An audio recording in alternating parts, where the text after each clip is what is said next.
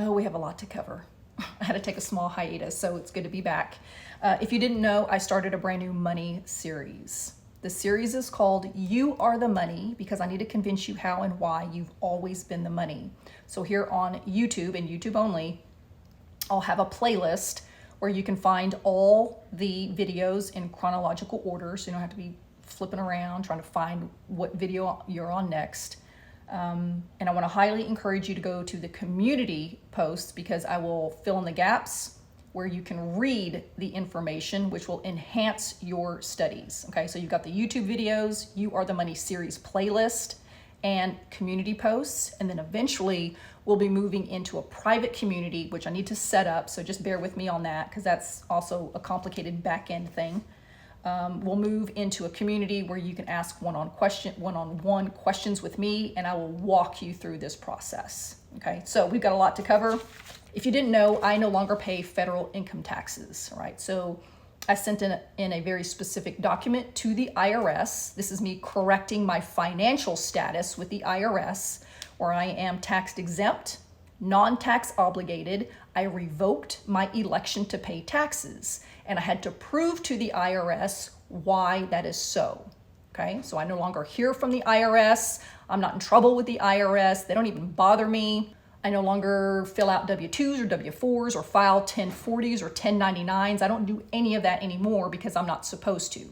Only taxpayers are supposed to fill out those forms, but I am a bona fide, lawfully non-taxpayer. Okay, that's what I'm called, a lawful non-taxpayer.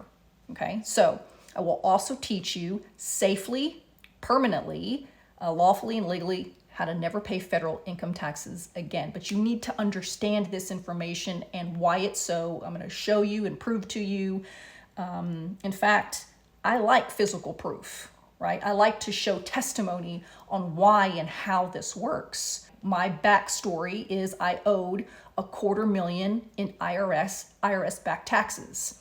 I was being levied and leaned against by the IRS. Very scary time of my life. And so that allowed me to dig really deep on taxes. Why are we paying taxes? How do we get out of it? Because I remember hearing back in the day that paying taxes is voluntary. Have any of you heard that before? I know I did, probably 10, 15 years ago. So I started digging deep in why that was so, and then I made it a reality. I used the power of my prophetic alpha mind to show me the truth, to show me the answers. That's what I did. I'm going to teach you how to do that. Right, your first lesson to understand is that there are two jurisdictions that we're dealing with. When you walk out that front door and you're walking into the commercial realm, a real life Monopoly game, you need to put your Monopoly hat on and go, what game am I playing? Because I need to play this game correctly. You need to understand that there are two jurisdictions. All right, that means there are two United States. I know it's semantic deceit, but you need to understand this.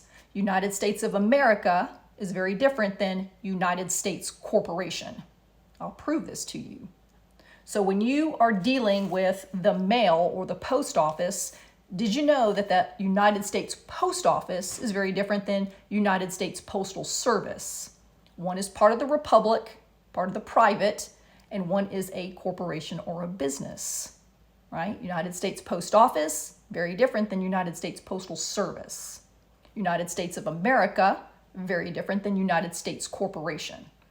Two jurisdictions. When you know which jurisdiction that you live in, you too will no longer pay federal income taxes, because United States of America is the republic. United States Corporation is part of the federal government. Okay? Two jurisdictions. So I needed to prove this to myself. So I went out and bought a Halloween card for my son. Went to the Dollar Tree, just got a dollar card. And then I went by the post office, or the USPS, and I picked up a sheet of 3-cent stamps. All I had to do was affix one single 3-cent stamp on this envelope and address it very specifically, and it was successfully delivered to my son. And I want to show you this so that you could do it too, right? So a sheet of 3-cent stamps, there's 20 stamps. It only cost me 60 cents for this entire thing. I can send 20 cards for 3 cents. I mean, this isn't really about saving money. It's more about jurisdiction, but I just need to prove a point. And you can try this too, to prove to yourself. Because I think small little wins along the way begins to build our belief and our understanding of this knowledge. Go to your local post office and say, may I have a sheet of 3-cent stamps? Okay, and she'll give it to you. Then I want you to go home and get to work. Okay, because this is what you're going to do. So I highly suggest that you practice before you finalize your address on the envelope. Okay, so get a fine tip pen if you can find one, because you're going to be writing pretty small. But on the return address, you're going to put your name, street address, city and state. Do not abbreviate anything. Spell out street, avenue, drive, and definitely spell out the state. Okay, no abbreviations. Address it to your best friend, put their street address, also drive, avenue, street, write it out. And again, with their state, write it out completely. No abbreviations. Here at the bottom, I want you to write without the United States, zip code exempt.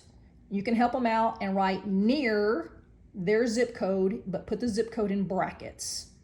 This tells the United States Postal Service that you're going back to the United States Post Office. The United States Post Office do not use zip codes. The United States Postal Service, which is a completely different jurisdiction, uses zip codes, okay? At the top right-hand corner, I want you to affix your 3-cent stamp. Make sure it's at the top right-hand corner on this side. And then to the left of the stamp, you will write first class non-domestic, BK Statutes at Large, Chapter 71, Section 23, 37th Congress, Session 3, UCC 1-308. Oh my God, Lynette, that was a lot. What in the world does all that mean? And I'm going to show you, okay? So that's what the envelope will look like. The 3-cent stamp. You're going to write the code here that tells the United States Postal Service, because many of them don't know this. But if they want to look it up, you have proof right here. The UCC 1-308 does not make you liable for anything. You're not going to get in trouble. You're not going to go to postal jail, okay? Make sure there's no abbreviations. Again, at the bottom, right, without the United States, zip code exempt, near their zip code, but make sure the zip code is in brackets, okay? This tells the United States Postal Service that you are not in the United States Corporation jurisdiction. You want to use the Republic jurisdiction, right? So let's kind of blow this up so you can kind of see, and I will explain. You take a screenshot. First class non-domestic, right? It has to be non-domestic. Domestic is domestic within Washington, D.C. or the federal jurisdiction, right? The Republic is non-domestic. You're a non-domestic or you're foreign to Washington, D.C. So just put first class non-domestic. BK 12 Statutes at Large. I'm going to show you the exact public law that makes this so. Chapter 71, Section 23 of the 37th Congress of Session 3. This is III, capital III, not 111. It's Session 3. UCC or Universal Commercial Code 1-308 keeps you safe, so you're not liable for anything, okay? But you're going to put the 3-cent stamp here in the upper right-hand corner, and this stuff here to the left of the stamp. So please make sure you use no abbreviations. The federal jurisdiction uses zip code and abbreviations. We are using the Republic jurisdiction, which means we need to write out everything. Texas, New York, Montana, Missouri, just spell it out completely, okay? The Republic spells out the state fully and does not use zip codes. The United States Post Office is where you want to be. At the bottom of the envelope, when you're addressing your best friend or your mom or whoever, make sure you put without the United States, zip code exempt or zip exempt, near their zip code. Make sure the zip code is in brackets though, okay? So no abbreviations. So for my nerdy people that need proof on how this all works, let's brush up on our history on how a law moves, right? So this is the life cycle of a law. So let's take a look at a bill, right? So all these Congress people in Washington, D.C. are going to get together. These are your House of Representatives and your Senate people. Collectively, they're called congressmen or congress people, right? They're going to get together and they say, oh, I want to pass a bill. I got all these bills they want to pass. I got bill number 1, 2, 3, 4, 5. So the House of Representatives are going to approve it. The Senate people are going to approve it. And then the president will sign off. He'll approve it. And then it becomes law. So a bill is passed in a Congress session, right? It becomes public law when everybody agrees. And then it'll be organized into what's called the statutes at large, right? These are just bound volumes, a bunch of books, like an encyclopedia, and they're called statutes at large, so you can find all the bills that were passed into public law. And then it'll be codified for even more organization into what's called the United States Code. It's codified, it's organized by subject into the United States Code, okay? So let's go over it again. All these Congress people are going to session. Congress session, in the case of what we were talking about, it's just called the 37th Congress from 1861. That's what it's called, Congress Session 3.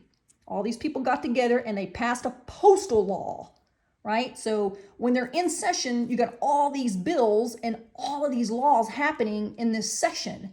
But somebody needs to organize all the bills that were approved and became law into a bound, kind of like encyclopedia book. They're bound volumes and they're called statutes at large. But then when you got to organize it by subject matter, because this can get kind of confusing, right? Historians might like this to go back to the raw law if they want to go back and find additional information. But these generalized laws will then be organized by subject matter into the United States Code. These are also books also, okay? So that's how a law moves. Let's take a look at that the postal law that happened in the 37th Congress of the United States, right, of 1861. So this old public acts or public law, this is what we're looking at. The 37th Congress happened here. This is what I'm looking at. And it's 577 pages. So this thing can go on and on and on, okay? But everything is organized, right? But we need to look at Chapter 71, Section 23, okay, of the 37th Congress. Again, we're in the 37th Congress, and I found it right here, okay? So let's go back up to the top so you know I'm not lying. 37th Congress, Chapter 71, 37th Congress, Chapter 71, but we need to scroll down to Section 23. Okay, so let's scroll down to Section 23. Bear with me, right? We're in Section 14. Here's Section 15. Let me keep going. Right here, Section 23. Pay attention. This is what became law. And be it further enacted that the rate of postage on all letters not transmitted through the mails of the United States, but delivered through the post office or its carriers, commonly described as local or drop letters, shall not exceed 1/2 ounce in weight, shall be uniform at 2 cents. 2 cent stamps. But you'll have an additional rate for each 1/2 ounce thereafter. Okay? So when you want to write a letter on a piece of paper to your mom and say, "Dear Mom, I love you," and you want to put this in a small little envelope, this is not going to weigh that much. Okay, that will only weigh probably less than 1/2 ounce, and you can use a 2 cent stamp because it weighs less than 1/2 ounce for a piece of paper. But for you, if you want to send a birthday card or a Halloween card or a Christmas card, this has some weight. So when you buy this or you're getting ready to mail this, when you go to the USPS, you might want to say, hey, can you weigh this for me? Because when I did this, I asked the lady to weigh it because I needed to make sure how much it weighed. And she said it weighed 0.6 ounces. So that's more than a half an ounce. So it's going to cost me more than 2 cents. It's going to cost me 3 cents. Okay.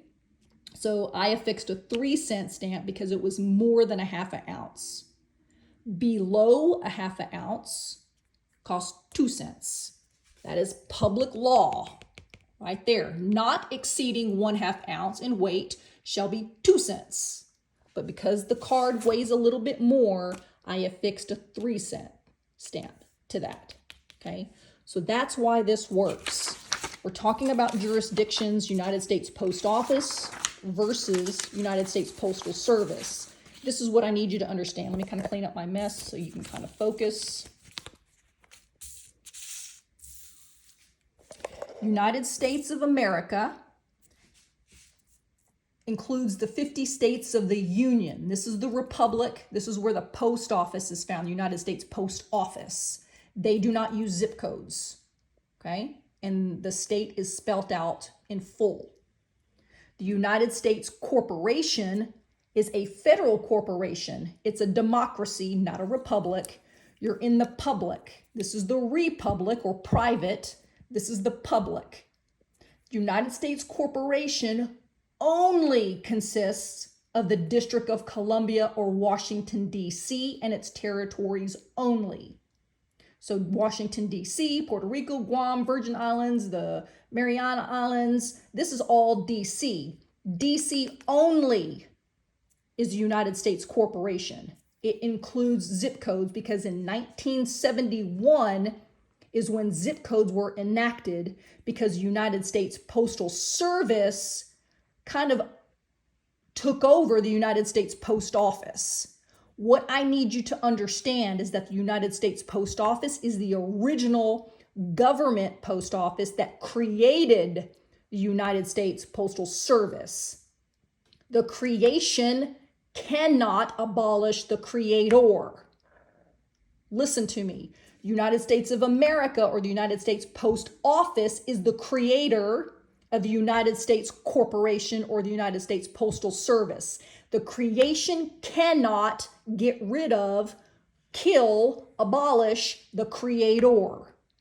So the United States Post Office is still in effect. You just can't see it because the United States Postal Service or the federal corporation has taken over, has monopolized over the republic, but it's still there. You can still go back over here. And because we keep saying that we're United States citizens, part of the democracy, part of the federal corporation, this is why we pay federal income taxes. So you need to prove to the IRS that you're actually part of the 50 states of the Union. You were born here, naturalized here, your parents were born here in the Republic. And when you can prove that to the IRS, you will then become a non-taxpayer because only taxpayers who live in Washington, D.C. pay taxes. But Lynette, I live in Texas or I live in New York. I still pay taxes. Aren't I part of the union? No, it's because of zip codes. Oh, I only got one hand. But the United States Corporation or the District of Columbia or Washington, D.C. has its tentacles into the 50 states of the union by way of zip code. Okay? That's why you pay taxes. That's why you can't get out from paying taxes because you're under the thumb, under the jurisdiction of the United States Corporation. I call that United States Inc. This is federal or U.S. citizen. If you keep claiming that you're a United States citizen, not an American national or a state national, but a U.S. citizen, you keep claiming you're federal. You live in the federal zone. You have a zip code. You keep checking like all these boxes that I am a U.S. citizen. I'm trying to do this with one hand. Any government paperwork that you fill out, the 1040, W-2, W-4, you sign under penalty of perjury with your regular old signature because you haven't mastered your signature, and you keep snitching on yourself, telling everybody that you're a United States citizen. You're not a United States citizen. If you were born in the 50 states of the Union, then you live in the Republic, you're an American national, and you're part of the United States of America, shielded by the Constitution. And because of the 16th Amendment, you do not pay taxes. You should not pay taxes. But because of your ignorance, you took yourself out. Voluntarily, you left the Republic and told everybody in the government, in the IRS, in your driver's license and Social Security, you told everybody that you are a United States citizen, and you ignorantly left the Republic to come over here into the democracy or the federal corporation. Okay? I want you to look at, let's go back over here. Remember when I told you over here everything is codified? Right, so a bill is passed and becomes law, then it's organized into the statutes at large, these bound volumes, and then it goes into the United States Code. Here is what I'm talking about. United States Code. Title 15 just talks about commerce and trade. If you want to fix your credit, which we'll also go into if you don't have good credit, I'll show you how to fix your credit too. But all of these United States codes that's based on commerce and trade, when Congress was in session, right? They passed law, but somebody organized it into Title 15. Title 15 is about commerce and trade. Title 26 of the U.S. Code. Trying to do this with one hand. Title 26 has to do with the Internal Revenue Service, the Internal Revenue, the IRS. And Title 26 of the United States Codes talks about taxes. And 100% it says that United States, again, this is semantic deceit. United States is the District of Columbia or Washington, D.C., right? So Title 26 is about internal revenue.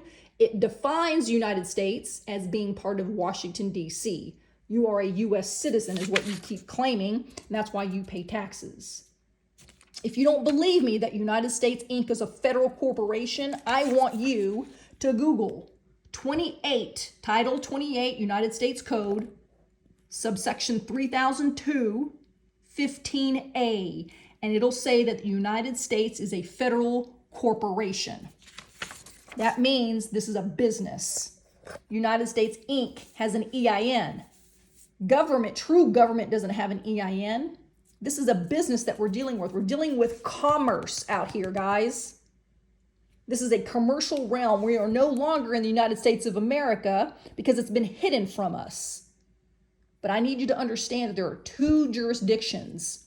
You will either start maneuvering on the private side or you will remain in the public side. And if you remain in the public side and you keep telling everybody you're a United States citizen because you're bound by a zip code, you're going to continue paying federal income taxes. So if you have questions, I want you to comment below.